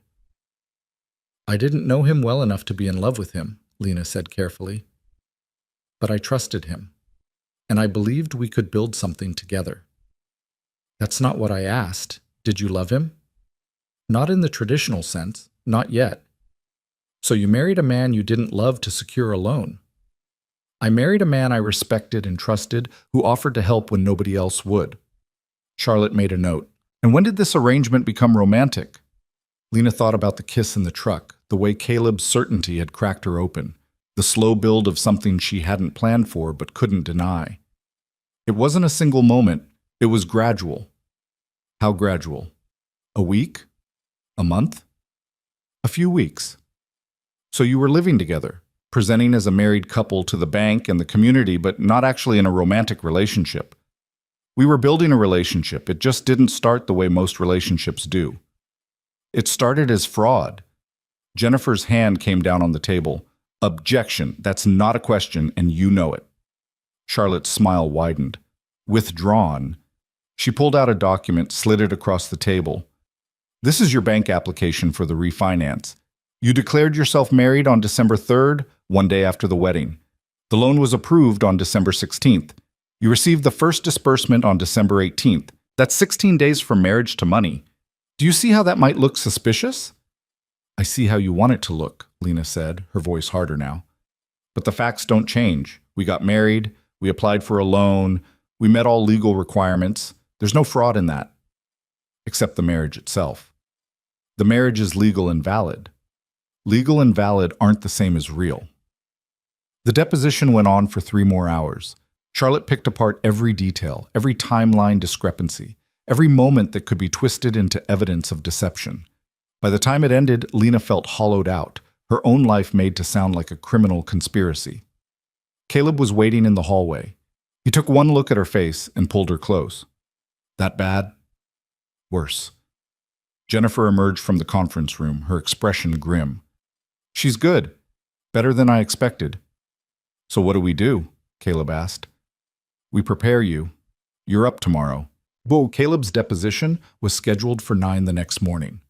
They spent the evening at the inn, Jennifer drilling him with practice questions while Lena listened from the kitchen, her stomach in knots. When did you first develop romantic feelings for Lena? I don't know exactly. It wasn't a switch that flipped. It was more like I kept finding reasons to stay, to help, to be around her. That's not good enough. The judge will want specifics. Caleb rubbed his face. The night of the gala, that's when I knew. Knew what? That this wasn't just about the inn anymore. That I was in this for her. Jennifer made a note. Better. But Charlotte's going to ask why you offered to marry her in the first place. What's your answer? Because I saw someone trying to save something that mattered, and I wanted to help. And the financial benefit to you? The potential ownership stake? I didn't ask for ownership. Lena offered it later after the work I'd already done. But you accepted it. Yes, because by then it felt like ours, not just hers. The practice session went until midnight. When Jennifer finally left, Caleb and Lena sat in the darkened parlor, exhausted. I hate this, Lena said, having our entire relationship dissected like it's a crime scene. I know. What if the judge doesn't believe us? Caleb took her hand. Then we appeal, we fight, we don't give up. You make it sound simple. It is simple, not easy, but simple. He turned to face her. Do you regret it? Marrying me? No. Do you? Not for a second. She leaned into him, drawing warmth from his solid presence. I love you, she said quietly. I should have said it before. I was scared, and I didn't want to make this more complicated. But I love you. Caleb's arms tightened around her. I love you too. Have for a while now. How long? Since you stood on that stage at the gala and thanked me in front of 200 people. Since you looked at me like I was the reason you were still standing. Lena tilted her head up, kissed him softly. You were. You are. They stayed like that for a long time, wrapped in each other, and the quiet certainty that whatever came next, they'd face it together. Caleb's deposition started exactly on time. Charlotte Vance greeted him with the same cold professionalism she'd shown Lena, and for the first hour the questions were routine, background, timeline, financial disclosures. Then Charlotte shifted gears. Mr. Reed, you have a daughter, Amelia, correct? Caleb tensed. Yes. And she lives with your sister in Eugene. She did. She lives with us now. At the inn. Yes. When did that change happen? After Christmas. I wanted her with me, and Lena wanted her there too. Charlotte made a note. So your daughter now lives in a property that you have a financial stake in, thanks to your marriage to Miss Whitmore. That's not why she's there. No? Then why? Because she's my daughter, and she belongs with her father, and because Lena's been more of a mother to her in 2 months than her biological mother was in 5 years. The words came out fierce, protective. Charlotte's expression didn't change, but Lena saw the flicker of calculation in her eyes. That's a strong statement, Mr. Reed, especially given how recently you and Miss Whitmore met. It's the truth. Or a convenient narrative to legitimize a fraudulent marriage. Jennifer leaned forward. Counselor, if you have actual questions instead of editorializing, please ask them. Charlotte smiled. Of course. She turned back to Caleb. Mr. Reed, did you have romantic feelings for Lena Whitmore when you proposed marriage? No. Did you have any personal relationship with her beyond contractor and client? No. So you proposed marriage to a stranger. I proposed a solution to a problem. The marriage was her idea to accept it. And you benefited financially from that acceptance. I benefited from knowing I helped someone who deserved it. Charlotte pulled out a folder, extracted several documents, bank statements, property records, business filings. She slid them across the table one by one. These show that immediately following your marriage, you transferred significant personal funds into joint accounts with Miss Whitmore.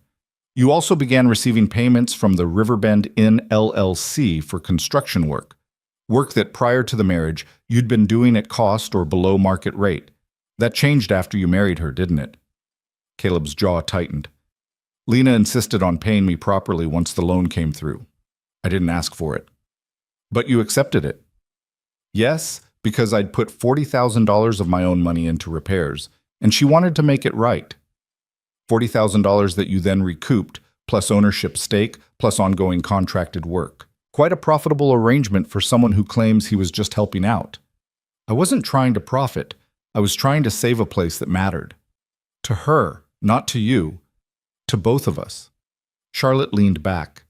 Mr. Reed, I'm going to ask you directly. Did you marry Lena Whitmore because you loved her, or because it was a mutually beneficial business arrangement? The room went silent. Caleb looked at Charlotte, then at Jennifer, then at Lena. His eyes held hers for a long moment. I married her because she asked, and I couldn't say no. Not to her. Not to the chance to be part of something worth saving. He paused. I didn't love her then, but I do now, and that's the only thing that matters. Charlotte's expression remained neutral, but Lena saw the slight tightening around her eyes.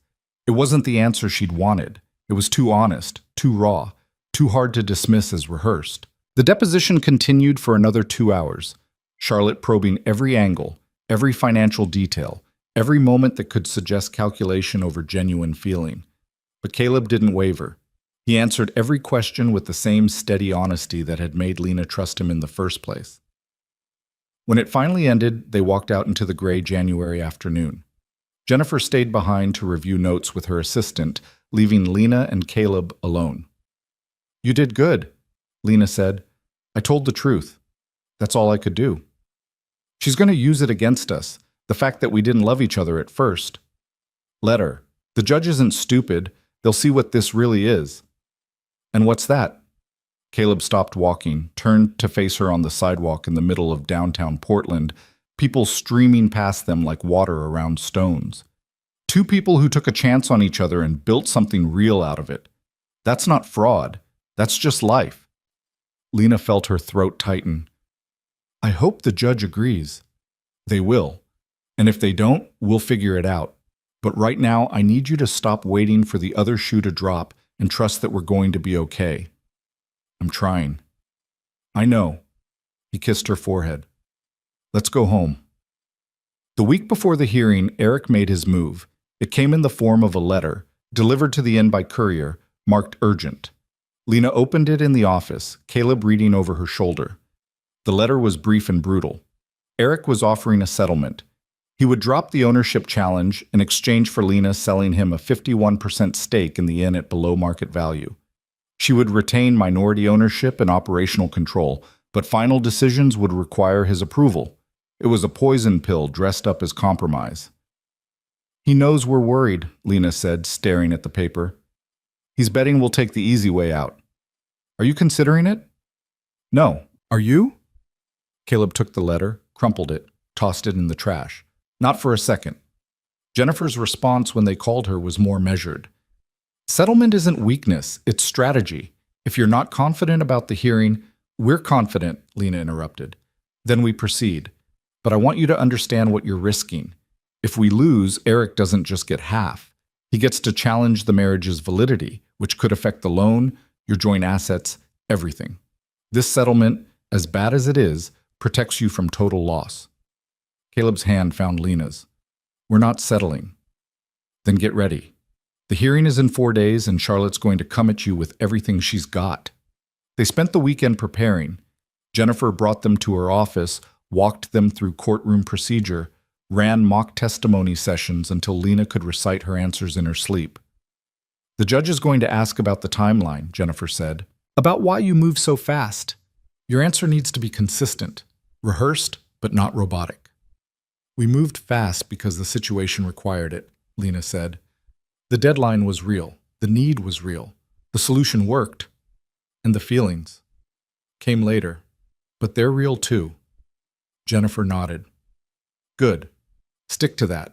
Don't elaborate unless asked. Don't volunteer information that gives Charlotte ammunition. On Sunday night, Amelia asked why everyone looked so worried. Caleb knelt down to her level. Remember I told you about Uncle Eric? The mean one who wants to take the inn? Yeah. We have to go to court and tell a judge why he can't do that. Amelia's face scrunched up. Can I come? No, kiddo, it's not a place for kids. But I could tell the judge you and Lena are really married. I see you kiss all the time. Lena laughed despite the tension. That's very sweet, but we've got this. You promise? Caleb hugged his daughter. I promise we're going to do everything we can to keep our home. After Amelia went to bed, Lena and Caleb sat on the porch, despite the cold, wrapped in blankets, watching the stars. What are you thinking? Caleb asked. That I wish we could skip to the part where this is over. Me too. Are you scared? Terrified, but not of losing the inn, of losing this. He gestured between them. Us. You won't lose me, whatever happens. You can't promise that. Yes, I can, because I choose you. In or no in, money or no money, I choose you. Caleb pulled her close, his lips finding hers in a kiss that tasted like promise and fear and desperate hope all tangled together.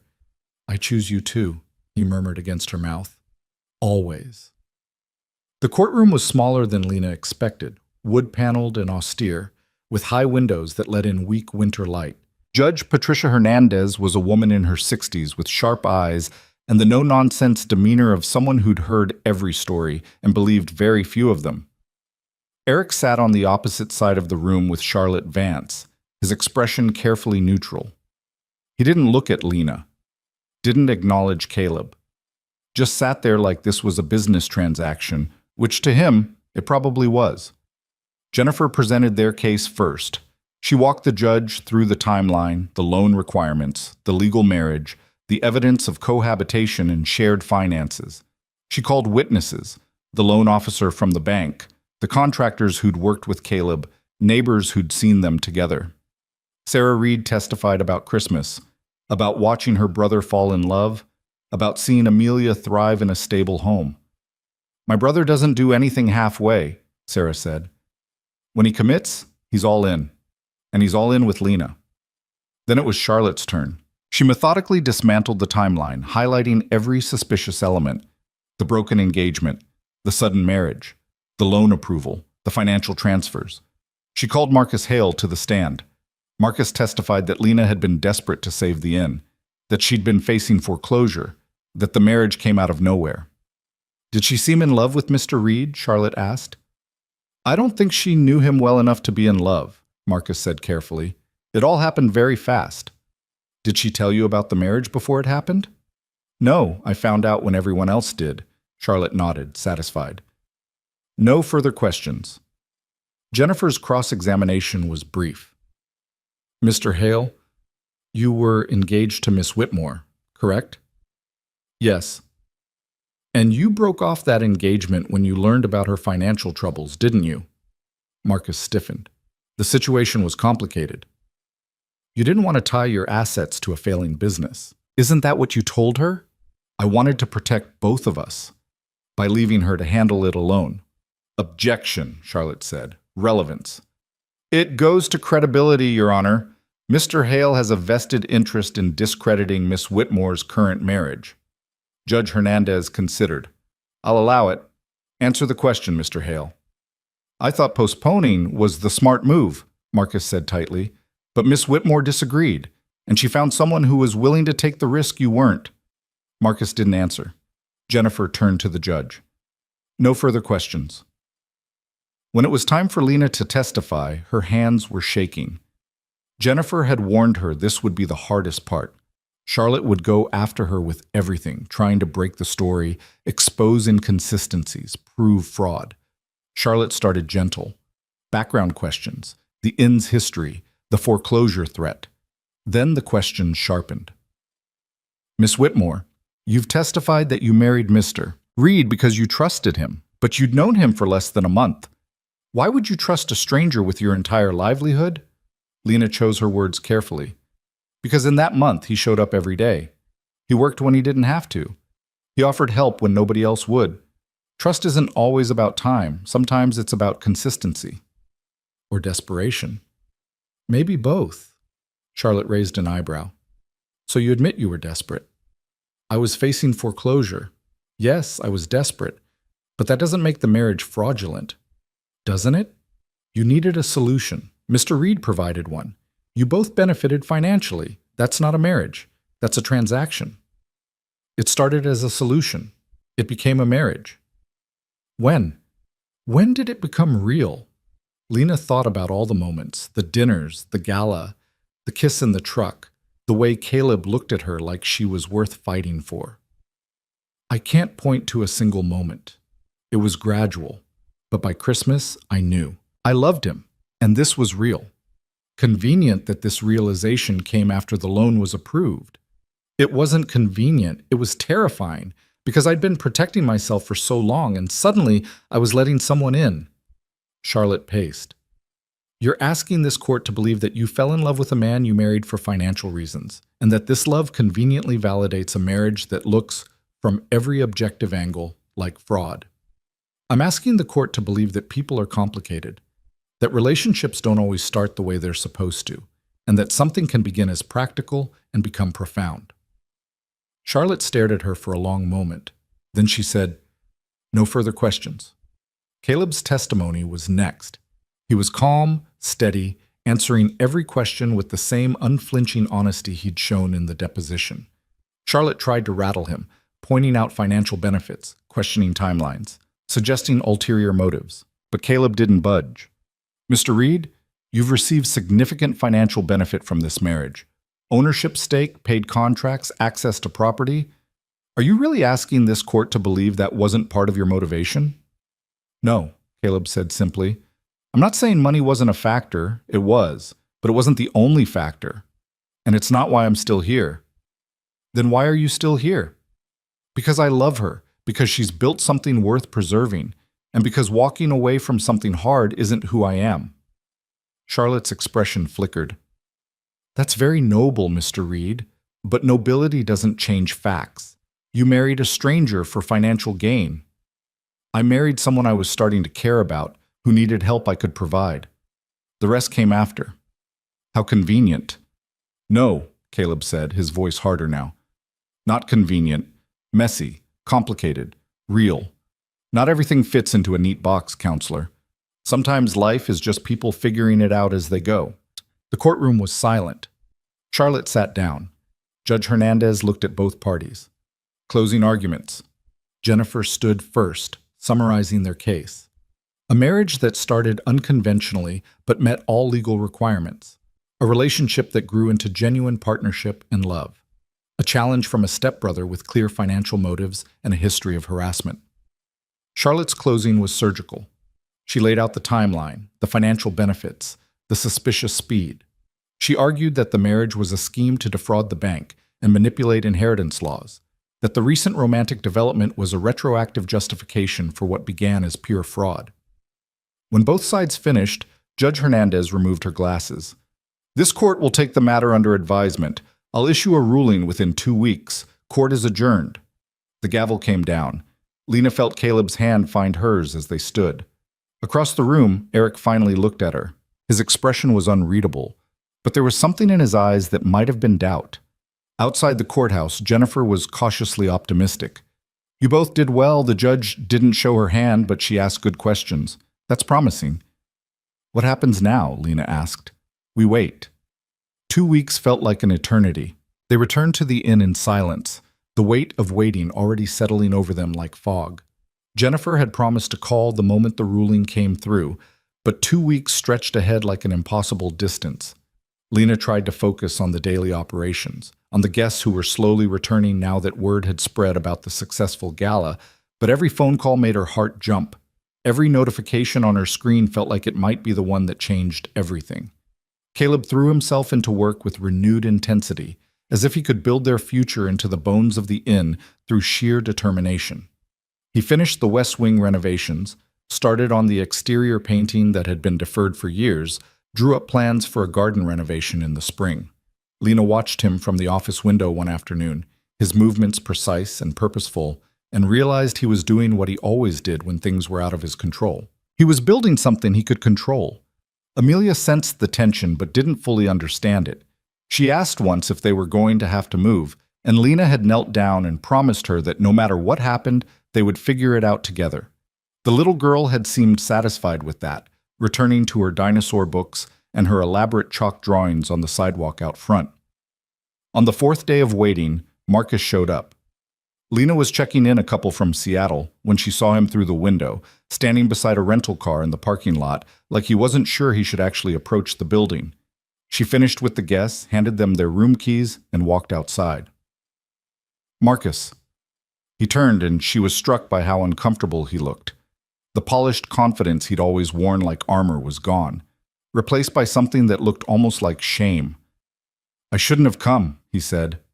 Probably not. I just wanted to say... He stopped, ran a hand through his hair.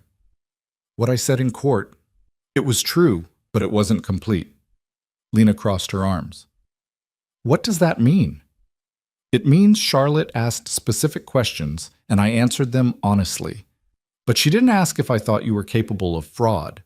She didn't ask if I believed your marriage to Caleb was real. And I don't think you're capable of fraud. You're a lot of things, Lena, but dishonest isn't one of them. He glanced at the inn, at the fresh paint and the repaired windows. He's good for you. I can see that. I saw it in court, the way he looked at you, the way you looked at him. Lena felt something tight in her chest loosen slightly. Why are you telling me this? Because I was a coward when you needed someone, and I let Eric use me to make it worse. I can't take back my testimony, but I can tell you I hope you win. You deserve to win. Thank you, Lena said quietly. That actually means something. Marcus nodded, got back in his car, and drove away. Lena stood in the parking lot watching him go, and when she turned back to the inn, Caleb was on the porch. What did he want? To apologize, I think, in his own way. Caleb came down the steps, pulled her into his arms. You okay? Yeah, I'm okay. They stood there for a moment, holding each other in the weak January sun, and Lena thought about how far they'd come from that night in the rain when she'd worn a wedding dress and called in a favor she'd never expected him to honor. The call came on day 9. Lena was in the kitchen making lunch when her phone rang. Jennifer's name on the screen. She grabbed it so fast she nearly dropped it. Jennifer? The ruling just came through. Can you and Caleb get to my office? I'd rather go through this in person. Lena's heart hammered. Is it good or bad? Just get here. I'll explain everything. They made the drive to Portland in record time, Caleb's hands tight on the steering wheel, Lena staring out the window without seeing anything. Jennifer's office was in a converted brownstone near the waterfront, all exposed brick and modern furniture that should have felt welcoming, but today just felt like the waiting room for their entire future. Jennifer was already in the conference room when they arrived, the court documents spread across the table. Her expression was carefully neutral, which Lena had learned meant she was about to deliver news that required context. Sit down, Jennifer said. They sat. Jennifer picked up the ruling, adjusted her glasses. Judge Hernandez issued a 42-page opinion. I'm going to summarize the key points, but the short version is this. She ruled in your favor. Lena felt the words hit her like a physical thing. We won? Yes, but it's more complicated than that. Jennifer flipped through the pages. The judge found that while the marriage began under unusual circumstances with clear financial motivations, the evidence demonstrated that it evolved into a genuine partnership. She cited the testimony from witnesses, the financial integration, the involvement of Amelia, and particularly the way you both testified. Caleb leaned forward. What about Eric's claim? Dismissed with prejudice.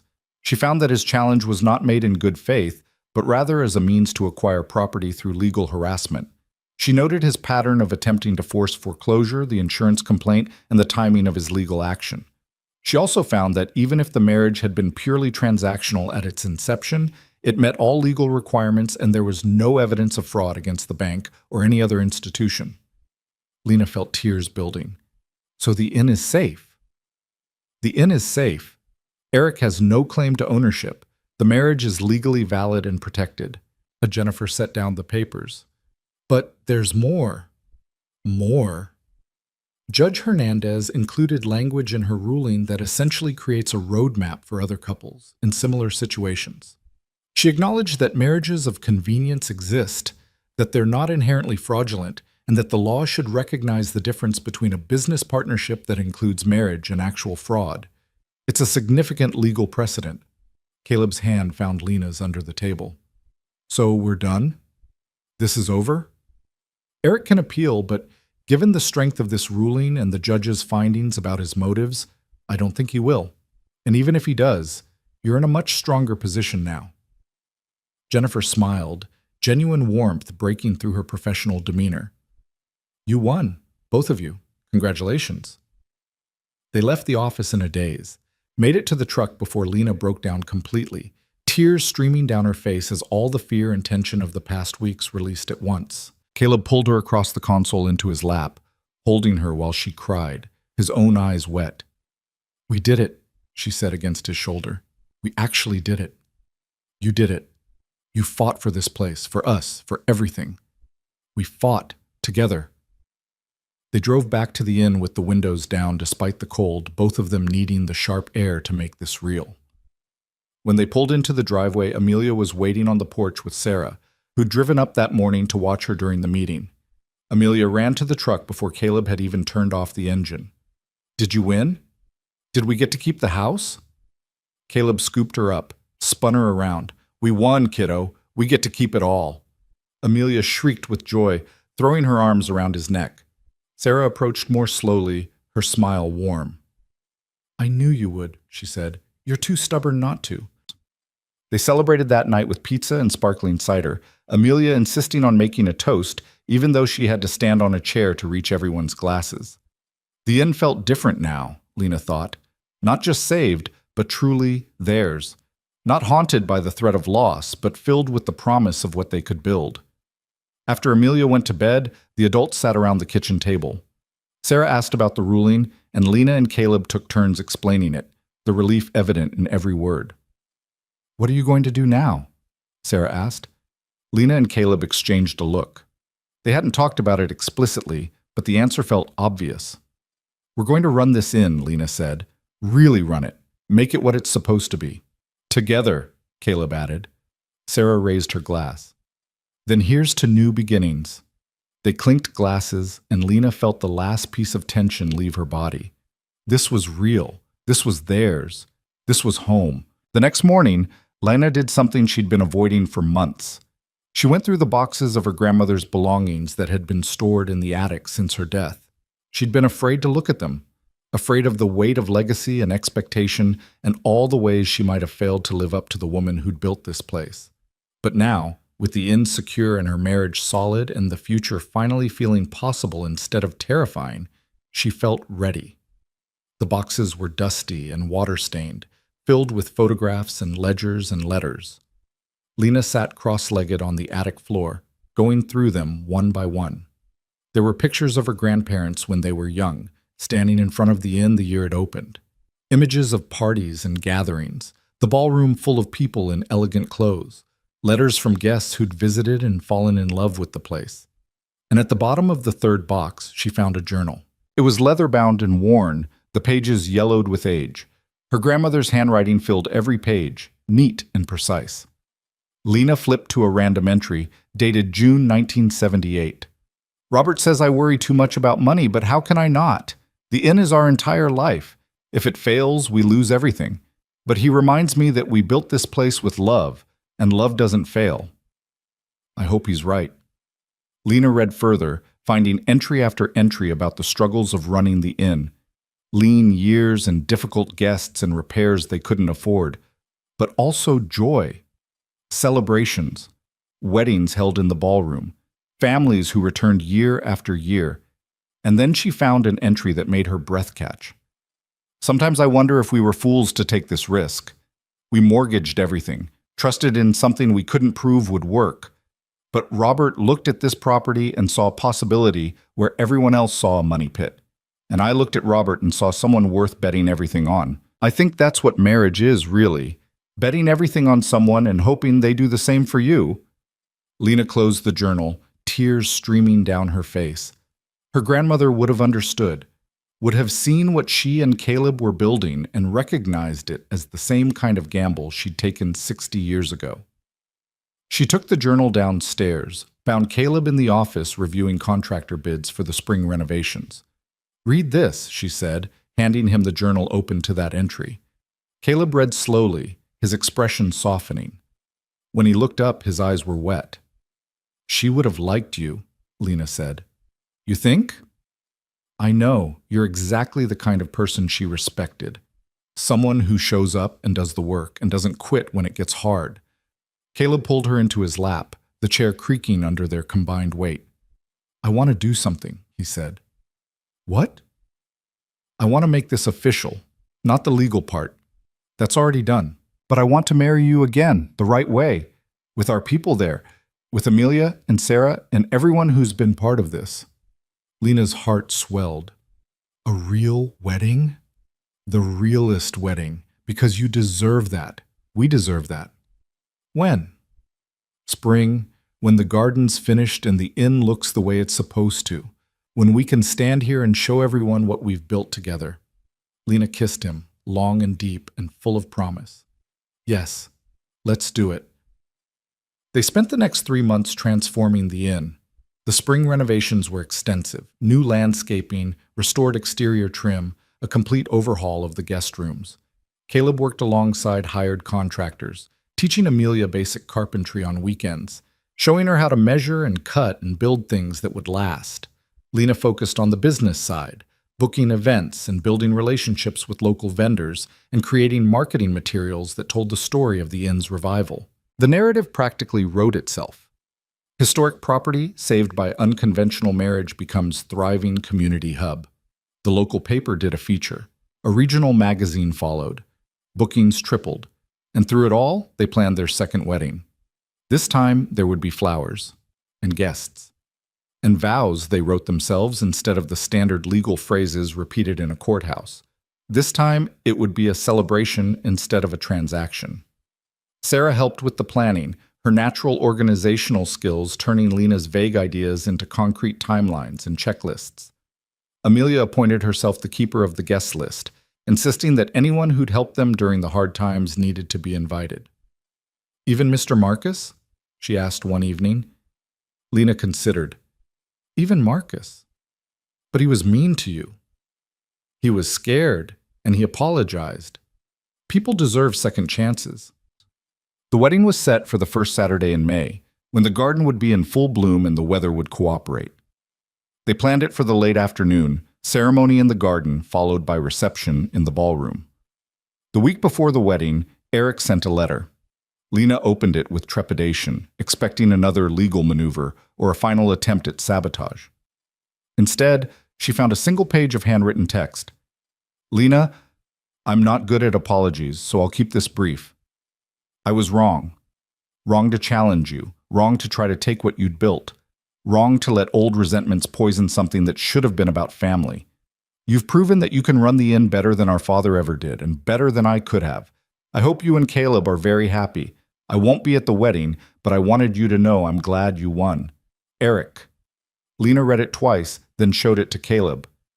Think he means it? Caleb asked. I think he means it as much as he's capable of meaning anything. It's not a full redemption, but it's something. You going to respond? Maybe eventually, not right now. She folded the letter, put it in her desk drawer. Right now, I just want to focus on us. The day of the wedding dawned clear and warm, the kind of perfect spring morning that felt designed specifically for celebration. Lena woke early, slipping out of bed while Caleb still slept, and walked through the inn in the pre-dawn quiet. The place had been transformed. Fresh paint gleamed, new fixtures sparkled. The garden that Caleb had built from scratch bloomed with roses and lavender and a dozen other flowers chosen specifically for this day. The ballroom was ready, tables set with linens and centerpieces, the chandelier cleaned until every crystal caught the light. This was what they'd fought for. Not just the building, but what it represented.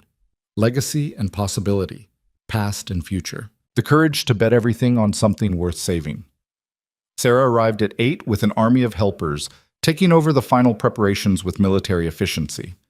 Amelia was already dressed in her flower girl outfit, a purple dress she'd picked out herself, practicing her petal scattering technique with intense concentration. You're going to be perfect, Lena told her. I know, Amelia said confidently. I've been practicing for weeks. Lena got ready in the upstairs suite, surrounded by Sarah and 2 friends from town who'd become close over the past months. The dress was simple but elegant, cream-colored with delicate lace sleeves, nothing like the soaked white gown she'd worn in the rain that first night. That dress had been armor. This one felt like freedom. At 4 o'clock, guests began arriving. Contractors who'd worked on the inn, neighbors who'd watched the transformation, the loan officer from the bank, the caterers from the gala, Jennifer Park, who'd fought for them in court, even Marcus, who arrived alone and took a seat in the back, his expression carefully neutral. The garden filled with people, their voices creating a warm hum of conversation and laughter. A string quartet played softly. The sun slanted through the trees, creating patterns of light and shadow on the grass. Caleb stood at the front with the officiant, wearing a dark suit that made him look both unfamiliar and exactly right. When he saw Lena emerge from the inn, his face transformed into something so full of love and joy that several people in the crowd made appreciative sounds. Amelia went first, scattering petals with the precision of a military operation. Then Lena walked down the aisle alone, no one to give her away because she'd never needed giving. She was choosing this, freely and completely. When she reached Caleb, he took her hands, and the world narrowed to just the 2 of them. The officiant spoke briefly about marriage and partnership and the courage it takes to build a life with someone. Then it was time for vows. Caleb went first. His voice was steady, but Lena could see the emotion in his eyes. Lena, the first time I saw you, you were trying to fix a radiator that had no business being fixed. You were stubborn and stressed and completely out of your depth. And I thought, there's someone who doesn't know when to quit. I didn't know then that I'd marry you. I definitely didn't know I'd fall in love with you. But I did both. And I'd do them again 1,000 times over. You've taught me that the best things in life are worth fighting for, even when the fight looks impossible. Especially then, I promise to keep showing up, to keep building with you, to never walk away from the hard stuff, and to love you through all of it. Lena's turn. She'd written and rewritten her vows 12 times, but standing here now, the words she'd memorized felt less important than what she needed to say. Caleb, I called you in the rain because I was desperate, and you were the only person I could think of who might actually help. I didn't expect you to say yes. I definitely didn't expect you to mean it. But you did both, and you kept doing them, over and over, until I couldn't imagine my life without you in it. You've taught me that trust isn't something you build slowly over years. Sometimes it's something you choose in a moment and then prove every day after. I promise to keep choosing you, to keep trusting you, to never take for granted the miracle of finding someone who sees what I'm trying to build and says, yes, let me help, and to love you through all of it. They exchanged rings, real ones this time, not the temporary bands they'd bought at the courthouse. The officiant pronounced them married, which was technically redundant but felt significant anyway. And when Caleb kissed her, the crowd erupted in applause and cheers. The reception was everything the gala had been, and more. Dinner served family style, Speeches that made people laugh and cry, dancing in the ballroom under the chandelier that had witnessed 60 years of celebrations. Amelia appointed herself the official photographer, taking blurry pictures with Lena's phone that captured joy if not perfect composition. Marcus approached them during dinner, his discomfort evident, but his sincerity real. "Congratulations," he said. "Both of you. The inn looks incredible." "Thank you," Lena said, "for coming. It means something." "I'm glad things worked out."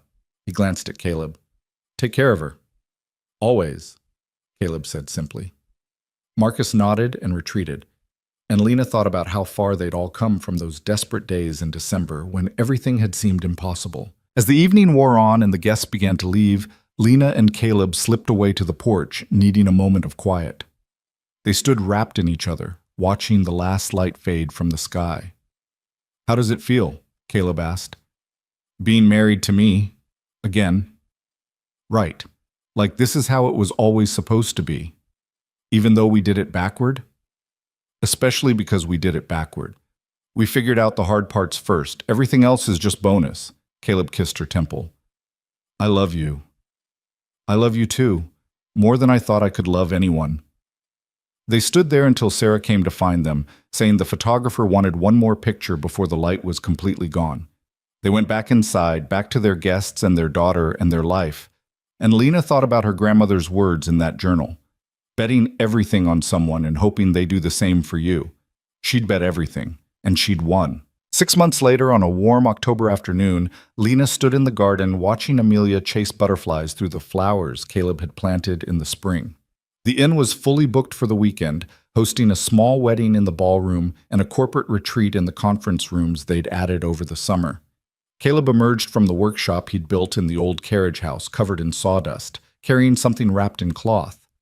"What's that?" Lena asked. He unwrapped it carefully. A wooden sign, beautifully carved and stained. "The Riverbend Inn, established 1965. Rebuilt with love, 2025. Lena's throat tightened. "It's perfect." Figured it was time to make it official. All of it. He turned the sign over. On the back, in smaller letters, Reed and Whitmore Proprietors. "Reed and Whitmore? Unless you want to pick a different combination, I just thought, we built this together. Might as well make sure everyone knows it." Lena wrapped her arms around him, sawdust and all. "I love it. I love you." "Love you too." They hung the sign that evening, right at the front entrance where everyone would see it. Amelia insisted on being there for the unveiling, treating it with the ceremony it deserved. That night, after Amelia was asleep and the inn was quiet, Lena and Caleb sat in what they'd come to think of as their spot on the porch, wrapped in blankets even though the evening was mild. "You know what I was thinking about today?" Lena said. "What?" "That night you picked me up in the rain. I was so sure I was making a huge mistake, marrying a stranger, betting everything on a crazy plan. And now? Now I think it was the smartest thing I ever did. Not because it saved the inn, but because it brought me you." Caleb pulled her closer. "I was thinking about something too. That day I made the offer. I told myself I was just being practical, helping someone who needed it, but I think part of me knew, even then." "Knew what?" "That you were going to change everything. That once I started, I wasn't going to want to stop." Lena tilted her head up, kissed him softly. "Good thing I didn't let you stop then. Good thing you kept calling me back." They sat in comfortable silence, watching the stars emerge one by one over the Oregon hills. The inn glowed behind them, warm and solid and full of life. This place that had almost been lost was now thriving, not because of any one person's effort, but because two people had decided it was worth saving and then saved it together. Inside, the clock in the hallway chimed 10. Somewhere upstairs, a guest laughed. The old building settled and creaked, the sounds of a place that had stood for 60 years and would stand for 60 more. Lena thought about everything that had led to this moment. The desperation and the risk, the courthouse wedding and the legal battles, the slow build of trust that became partnership, that became love. It hadn't been a fairy tale. It had been messy and complicated and hard, but it had been real. And real, Lena had learned, was better than any story she could have imagined. "Ready for bed?" Caleb asked. In a minute. I just want to stay here a little longer. Take all the time you need. I'm not going anywhere. And he meant it. Lena knew he meant it, because Caleb Reed didn't make promises he couldn't keep, and he didn't start things he wasn't willing to finish. He'd promised to show up, to build something together, to love her through all of it. And he had. Every single day. This was their inn now, their home, their family, built on a foundation that started with a desperate gamble and became something unbreakable. Lena smiled, settled deeper into Caleb's arms, and watched their life glow in the windows behind them. She'd worn the dress. She'd called in the favor, and she'd gotten everything she never knew she needed.